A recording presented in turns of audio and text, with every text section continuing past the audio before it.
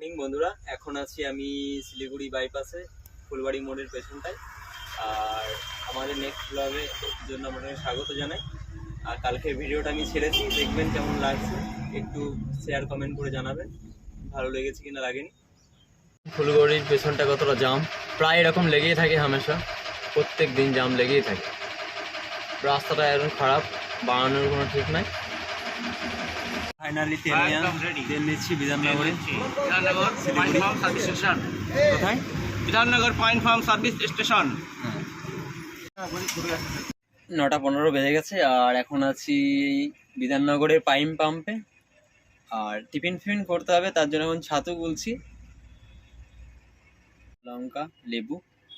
আর এই দেখুন ছাতু কাটছি, টিফিন করবো এটা এখন। আর আমরা বেশি হোটেলে খাই না, রান্না করেই খাই। দুপুরে রান্না করব, সেটা ভিডিওতে আপনাদের দেখাবো।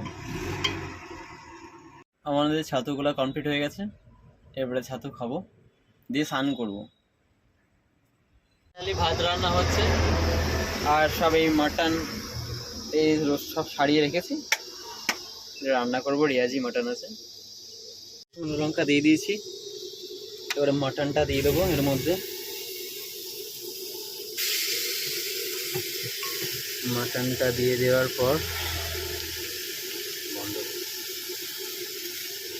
নিয়েছিলাম, তো দেখলাম নষ্ট হয়ে যাবে। মাংস হচ্ছে, পটলগুলো হালকা ভেজে তুলে নিই ভাতের সাথে, নাহলে এমনি কাঁচা খাওয়া হয়ে যাবে।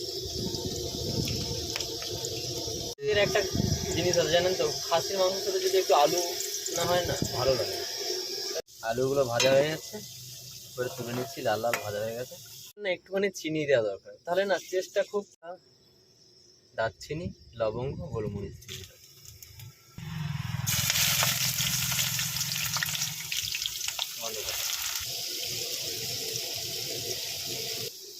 কত সেকেন্ড দিলি?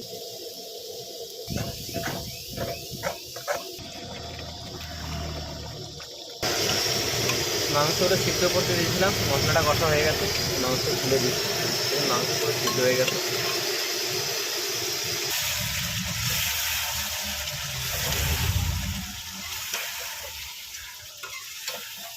ফাইনালি মাংসটা কষানো হয়ে গেছে, জল দিয়ে ঢাকা দিয়ে ফাইনালি মটনটা হয়ে গেছে। এবারে গ্যাসটা বন্ধ করে দেবো। এবারে খাবার বাড়ছি, বাসটা কমপ্লিট হয়ে গেছে। এই ভাত বেড়ে নিয়েছি, এবারে খাবো।